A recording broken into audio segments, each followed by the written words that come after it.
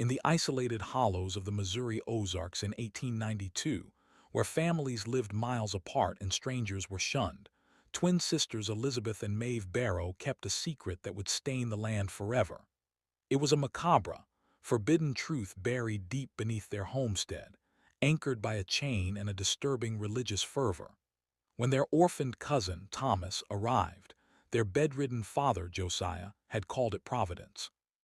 Thomas, he declared, would preserve their bloodline, keep it pure and untainted by the world's burgeoning corruption. For 4 years, Thomas remained chained in the root cellar, a husband in a holy union devised by a patriarch's twisted will. A child was born in that darkness, an infant who would meet a fate too horrifying to speak, a purification ritual conceived in delusion and isolation. In 1896, the sisters' bodies were found in their estranged brother's well, a sealed confession resting beside them. Their faith was their weapon, their sin unimaginable. This is not a tale of simple frontier crime, but an exploration of how isolation can breed its own perverse doctrine, a place where the light of the outside world simply ceases to exist. We stand now on the threshold of an Ozark tragedy, a cold case that whispers of incest, captivity, and the most macabre expression of familial duty. Subscribe and stand with us as we uncover the stories history tried to bury. Comment below with your city and local time. We want to know where these documented accounts reach across the world.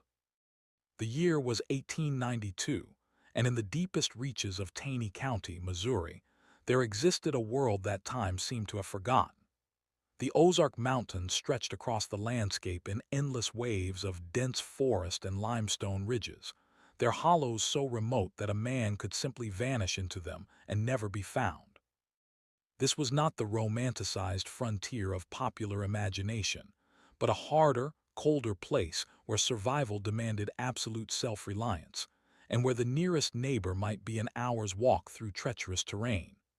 Roads were little more than rutted tracks that became impassable quagmires with every storm, effectively cutting off entire communities for weeks at a time.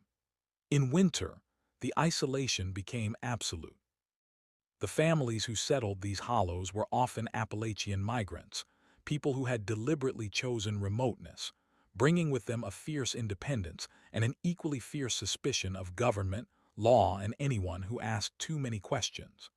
This culture of self-containment, this deliberate separation from the burgeoning modern world, provided the perfect crucible for secrets.